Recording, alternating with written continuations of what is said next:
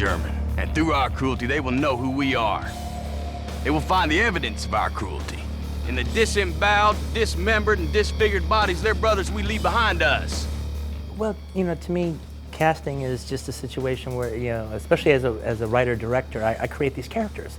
So it is about the character, you know, and my job is to find the perfect person to play that character. So whatever is special about the character on the page can come off the page and get on the screen. And if you don't cast it really 100% correct, then there's something about that character that will always stay on the page. The German will not be able to help themselves from imagining the cruelty their brothers endured at our hands and our boot heels. There's a lot of people I'd like to work with, but unless it's the right character, don't know.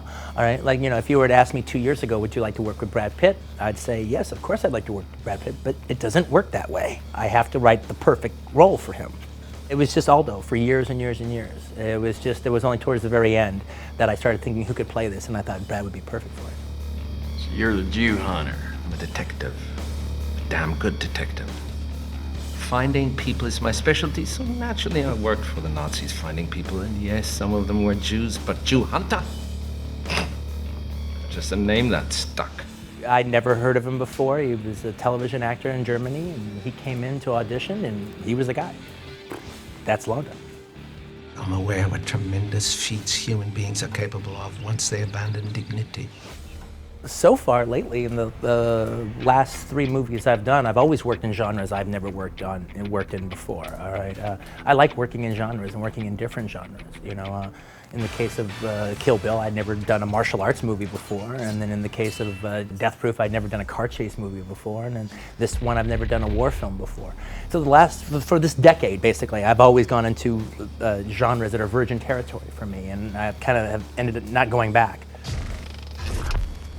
Would I be interested in taking over an existing franchise if I could take it and do with it what I wanted to do with it? And the only thing problematic about that is people tend to own this stuff, all right? So after I spend all the time working on a script, all right, then I'm gonna wanna do it, all right? They can't just tell me no. You know, I wanted to do, way before they were ever talking about doing it, I wanted to do Casino Royale. Not what they did, all right? I would have done the book, and I would have done it with Pierce Brosnan, and I would have done the book, and I would have had it take place in the 60s. Right after Pulp Fiction, actually, I wanted to do Casino Royale, so we were trying to get the rights from the Broccoli's, but they weren't, it couldn't happen.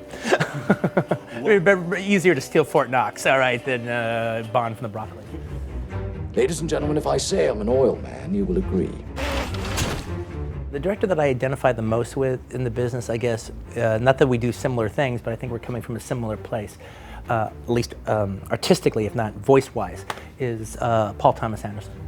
I drink your milkshake. I drink it up.